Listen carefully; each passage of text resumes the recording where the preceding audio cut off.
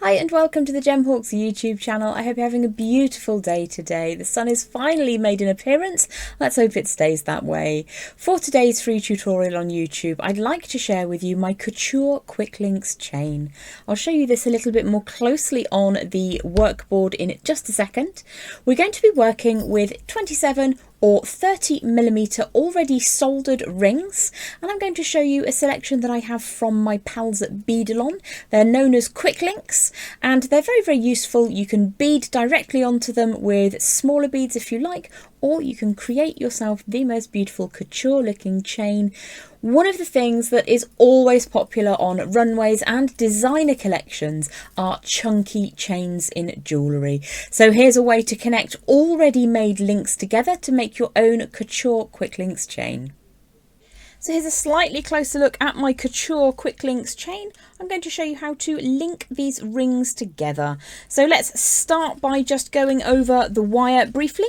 In my demonstration piece, which I made a month or so ago, I've used 1.25mm 16 gauge wire, and that is the wire I'd suggest you use. I've just done a very nasty thing to my shoulder, so I'm going to be demonstrating with a lighter wire today, which will be that 1mm 18 gauge. But do please use that heavier wire because it will make sure that your jewellery lasts a long time. Now for this piece on the board, I've used 30mm Beadalon Quick Links in a hammered gold finish. I've connected it with raw copper wire because I love mixing my metals up, and I've just added in a quick closure just there, very simple, the sort of thing that you can actually shorten the chain very easily and have that little dangle down the back if you want to. So that's a really easy piece to create. I'll pop a link to a video where I show you how to make those down in the video description. So that's the piece as the demonstrator piece. Let's move that out of the way for now. What are quick links? Well, quick links in this instance are a faceted, it looks like diamond cut faceting on gold, and one side is faceted and the other side is smooth, so you could do one in one direction, one in the other. Adds an additional way of drawing the eye to the jewellery. So these are 30mm gold colour facet cut quick links, and in the demonstration piece I actually used 14 of the quick links and 13 lengths of wire. But just to change things up a bit, I also have some plain gold 12mm links as well. So again, these are solid, they're soldered together, and so they don't open up like a jump ring, so we're going to connect them together. I've started one off just here so that you can see the type of link we're going to be making today, and I'm going to demonstrate that to you twice. And also I've just added a little clasp from my collection, which I think teams really nicely with this design. So the nuts and bolts of the project today is the wire, and then you can use whatever links you fancy. You can of course just go for a basic rosary link if you prefer, but I'm going to show you my figure of 8 infinity link cold forming chain making. So we're going to give that a bit of a warm through to begin with, and this length of wire is 2.5 inches in length. Now we will be trimming just a smidge off either end in a moment, but I tend to work with 2.5 inch lengths just because it makes it nice and easy for me to remember. The next tool I'm going to be using is my bail making pliers. Now you may have the two size bail makers with 4 and 6mm. Those are in the other room, so today I'm working with my multi-step bail makers. Absolutely cracking thing to have if you can get them. I'm going to be using step number 4, which is equivalent to 6mm, I believe. I haven't got my little measury doohickey to hand, so we'll just estimate it's about 6mm. If you wanted to make much larger loops just here to connect those links, you will need longer sections of wire. So let's just get that nice and smooth to begin with. Now to prepare your wire, what I would say is, for my chain I used 13 lengths of wire. I'd get them all cut, all flush cut at both ends. Although we'll be trimming, it's much safer for your fingers to work with flush cut wire rather than the slanty bit that you get on the other side of those flush cutters. So give yourself a fighting chance. Get your wires prepared, think about how long you want your piece to be, and we'll go from there. So just a quick heads up, I have torn the rotator cuff in my left shoulder, so I have slightly limited movement and a high level of pain today. One of the reasons I'm still making a video is because I want to share with you concepts that mean that you can make jewellery even if you're feeling a little bit like you've been wounded too. So do have a go. If you feel like I am today, using that lighter wire, then please feel free to give it a go. But for regular use, I would say do use that 1.25mm or 16 gauge round wire, as it will be lovely and strong for continued wear. However, today I am cheating a little bit and using a slightly lighter wire. If you feel that that's what you need to do, then go for it. Your jewellery will still be beautiful.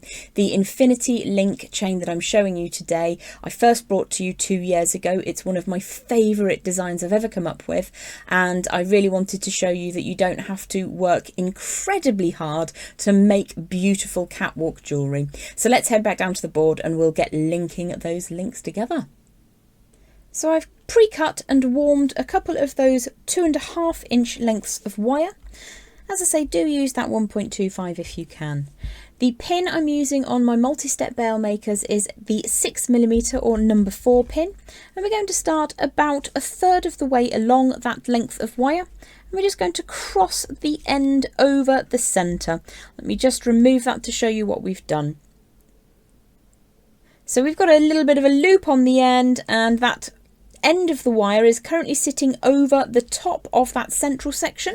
So if I pop my pliers back in, we're going to rotate in the opposite direction, and we're looking to create something that looks a little bit like an ampersand.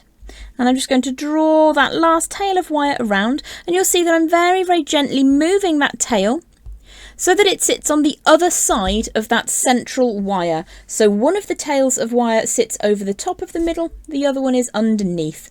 But what we do want is for those to be neatly side by side. So you can see that you might need to just take a second, pop that pin back in, just rotate around ever so gently, and you'll see that we've got that ampersand looking wire squiggle. And what I'm going to do before I start opening and closing either of those loops is just strengthen that wire. Now you may take a moment if you like to just give that a very gentle hammer, making sure that you don't touch any of those middle sections. So a little strengthen on this side, turn that around, a little strengthen on that side. There we go. Now one of those wires has shifted slightly, so I'm just very gently pulling that back into position. And what we're going to do is to link into the small ring that I have already begun to create a chain with. So let's just slide that in. And what we're looking to do is just get that positioned on one of the rings like so. So we've already linked on that side. So what we're going to do now is just rotate the design around a little bit. And we're going to get linked in on the other side as well. So we have one of the larger diamond cut. These are 30mm rings. And I'm just going to make sure that my faceted side, or my diamond cut side, sits the same face on this piece. You might like it so that you have one face up, one face down. On the other side, you've got a smooth, flat design. So you might want one way and one the other way. That's absolutely fine. I'm just making sure that when my infinity links are sitting smoothly, that my faceted sides are both on the same face. So let's bring this back into position now. What we're going to do is to grip across the round form without putting any pressure over here on my little mini quick link. And we're just going to push that tail up and over that central core. So you can see it's just going to come up around the middle section and back in the direction from whence it came.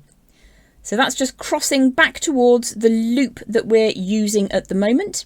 And before I do anything else, I'm going to flip the whole thing over on its side, repeat in the other direction. Now this is going to be a little bit tricky for me today because, as you are aware, I've damaged myself.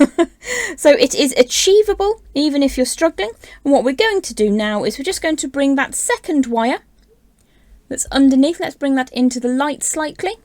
And I'm going to grab a pair of chain nose pliers for this. And we're just going to bring that back around that central loop and over back on itself again. So one of the reasons I'm struggling through this today is because I want you to see that if I can do it, you can absolutely have a go too. So those two wires have connected back in the direction that they came from. Let's get that one out the way. Let me just bring this up into the light and then give that a quick move around in the light there. So one of these barely needs any trimming at all. In fact, I'd hazard to say all I need to do on this side is just close that up very, very gently to bring the end of the wire so that it touches back on the piece of wire it's returning to. That looks decent, so let's turn it over in the opposite direction now. And what we're going to do is to trim away any excess wire. Now you do need to take care that you're trimming just the wire you want to trim. So I'm going to look twice before I press down, just taking that little tail bit away, popping it in the melt pot. And now what we can do is bring that last little tail back down. So if you follow the pliers, the wire has come around in a circle. It's gone underneath the central section of that infinity loop, all the way back over the top, and it sits down on top of where it came from. So we're going to give that a squish, make sure it's super tight. On the other side, make sure the same is all neat and tidy. And then if you need to redress this section in the centre, you can very, very gently just bring your pliers together. Can you see how that just moves slightly more neatly and tightly together? And then very delicately, we're going to squish down. I know I spend my entire life saying don't press down where the wires cross, but for my infinity chain, just a little bit of gentle help makes that sit nice and neat and tidy. Very, very softly, just to close it all up. So that's the first time. I am going to demonstrate that a second time just to make sure that it's all good. And what you can also do when you come to create your last infinity loop on the chain is you can add in the closure of your choice, or as I mentioned earlier, you can head off and use one of my handmade clasps. So I'm going to show you this one more time and then I will love you and leave you for the day. So again, it's 2.5 millimeters. I'm sorry, it's not that. It's 2.5 inches of that 1.25 millimeter 16 gauge wire. I flush cut both ends and I've already given it a little bit of a smooth and a warm. I'm starting around about 1/3 of the way along that wire on my number 4 step, 6 millimeter size. And I'm just going to rotate those wires around till it crosses over at the midpoint. And I'm going to aim to have one end of wire underneath that central section and the other one over the top. So let's get the correct piece in. Got my finger caught in that ring. There we go. So let's rotate that plier around. Now you can see here that the end of the wire is twisting and it's going to end up underneath. I don't want it to be underneath, I want it to be on top. So I'm just going to very gently move those pliers up so that I can ensure that this tail of wire passes over the top of that central section. I'm just going to very, very gently bring that tail over the top and show you a common mistake. A common mistake is that you end up with this sort of waffle-like section in the centre. We want these two tail wires to be crossing really close together. So I'm going to rotate that around and just pull the tail back, rotate it around again. You might need to just press it down against the plier to make it nice and tight. And then you've got those two wires crossing centrally. Now if things do go a little bit out of hand, what you can do is manually pull that wire into position. And you can see that we've got those two tails crossing on opposite sides of the central wire. And they're really, really close. If you look at it overhead, they're close together.